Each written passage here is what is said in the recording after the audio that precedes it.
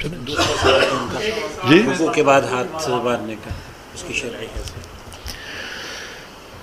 دیکھیں رکوع کے بعد واللہ اعلم علماء کا اختلاف ہے، اور میرے علم کے مطابق، ناقص علم کے مطابق، رکوع کے بعد جو خاص الفاظ ہیں وہ نہیں ملتے، نہ ہاتھ چھوڑنے کے نہ ہاتھ باندھنے کے، کہ رکوع کے بعد ہاتھ چھوڑ دو یا رکوع میں ہاتھ باندھ لو، دونوں نہیں ملتے، لیکن کچھ اشارے ایسے ملتے ہیں جن سے علماء نے وضع کا استدلال کیا کہ ہاتھ باندھ دینے چاہیے۔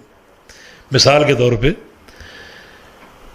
سنن نسائی کی حدیث، اس کا اثر صحیح بخاری میں بھی ہے کہ رسول کریم صلی اللہ علیہ وسلم جب بھی کھڑے ہوتے تھے تو آپ کے ہاتھ بندھے ہوتے تھے، اور نماز میں کھڑا ہونا دو موقعوں پر ہے، ایک قبل الرکوع اور ایک بعد الرکوع۔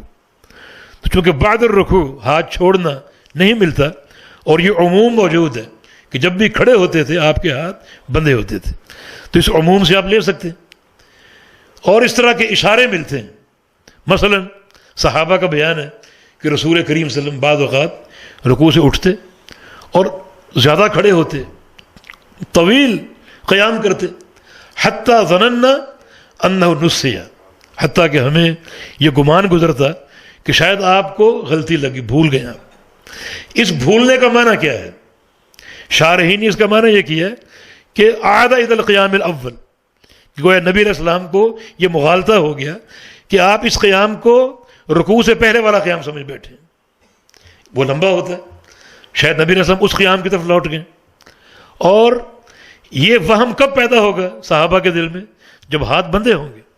اگر ہاتھ چھوڑے ہوئے ہیں تو یہ وہم پیدا ہو ہی نہیں سکتا۔ تیسری چیز یہ ہے کہ نماز کی کوئی شکل آپ مخلوق کے سامنے نہیں دھار سکتے۔ نماز میں رکوع ہے، رکوع اللہ کے لیے، مخلوق کے سامنے رکوع نہیں کر سکتے۔ سجدہ نماز میں ہے، اللہ کے لیے، اور مخلوق کے سامنے سجدہ نہیں کر سکتے۔ یہ تشہد کی صورت جو ہے یہ نماز کی مخصوص ہے، مخلوق کے سامنے نہیں کر سکتے۔ اور اسی طرح قیام، ہاتھ باندھ کے کھڑا ہونا، یہ مخلوق کے سامنے اس طرح نہیں کھڑے ہو سکتے۔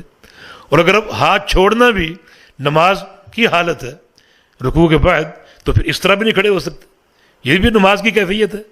ہاتھ چھوڑ کے بہت سے لوگ کھڑے ہوتے ہیں۔ تو نماز کی کوئی بھی، ابن تیمیہ نے لکھا ہے، انہوں نے قبر کا ذکر کہ قبر پر کھڑے ہو کر ایسی کوئی حالت نہیں اپنائی جا سکتی جو نماز کی ہو۔ اب قبر پر کیسے کھڑے ہوں گے؟ یوں کھڑے ہوں گے تو یہ نماز کی حالت ہے، ناجائز ہے۔ یوں کھڑے ہوں گے یہ بھی نماز کی حالت ہے، تو پھر یہ بھی ناجائز ہوگی، پھر کیسے کھڑے ہوں گے؟ تو اس طرح کے اشارات ملتے ہیں۔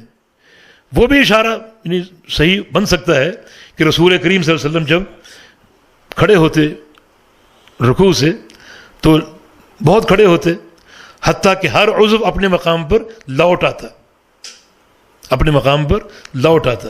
تو لوٹنے کا معنی کیا کرو گے؟ لوٹے گا وہیں جہاں سے آپ چھوڑ کر گئے۔ تو آپ جب رکوع سے قبل قیام میں تھے تو آپ کی حالت کیا تھی؟ اب آپ نے رکوع کیا اور واپس آپ نے وہیں لوٹنا ہے، تو کیسے لوٹیں گے؟ لوٹیں گے ویسے ہی جیسے آپ پہلے تھے۔ اب اگر ہاتھ چھوڑ دیے تو یہ کیفیت مختلف ہوگی۔ تو اس قسم کے اشارات ملتے ہیں واللہ اعلم، جن سے علماء نے استدلال کیا۔ اللہ تعالی ہم سب کو فہم حق کی توفیق دے۔ اور یہ اختلاف کوئی ہمارا منہجی اختلاف نہیں ہے، کیونکہ وہ اختلاف جو دلیل پر قائم ہو وہ اختلاف نہیں ہوتا۔ اگر دلیل ہے ہاتھ چھوڑنے کی تو وہ اختلاف شمار نہیں ہوتا۔ جی آج کل جو اجنبی کے ساتھ کرتے ہیں، یا کوئی کاروبار کرتا ہے وہ روٹ لیتے ہیں، اس کو دربدر کر دیتے ہیں، تو ایسے عربی کے خلاف قاضی کا جائے جائے یا معاملات